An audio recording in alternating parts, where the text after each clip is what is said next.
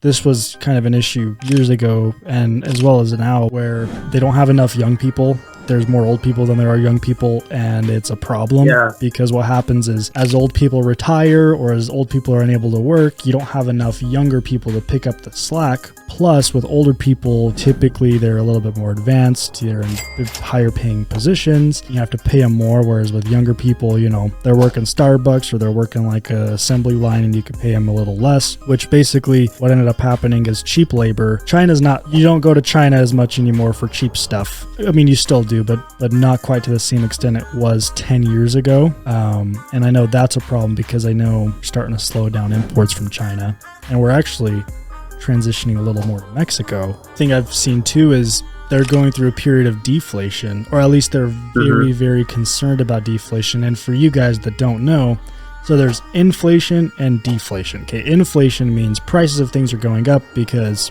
you know, let's say prices to manufacture certain materials, like the material costs go up, so the cost of the final product goes up because of inflation, or, you know, lumber costs, whatever the case is, gasoline costs, just because as demand increases, inflation, yada, yada, yada, right?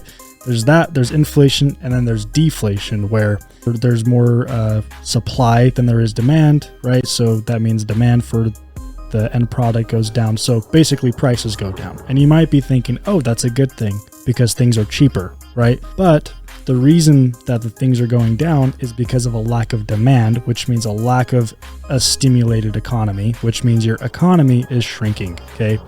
Which isn't a good thing. So on average, like in the US, we should have like about a 2% inflation rate every year, which is, yeah, prices of things are going up, but it means our economy is growing properly because inflation can actually stimulate growth. I don't know what it's supposed to be in China, but they're worried about deflation. There's a couple things going on. I mean, for one, they're going through a baby boom. Hopefully they end up coming back from this. And two, they're going through like an '08 crisis because all of these massive developers are going underwater because their real estate economy is structured way different than ours. Theirs is more of a Ponzi scheme.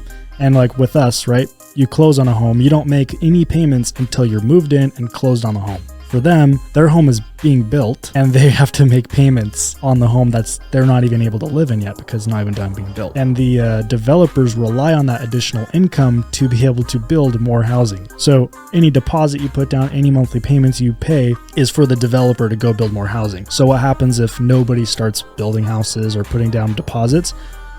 Well, these developers, for one, can't finish the projects they already started, and two, can't start new ones. So it all comes crashing down. And they're having to deal with both. And with this deflation issue, that's going to be a huge problem.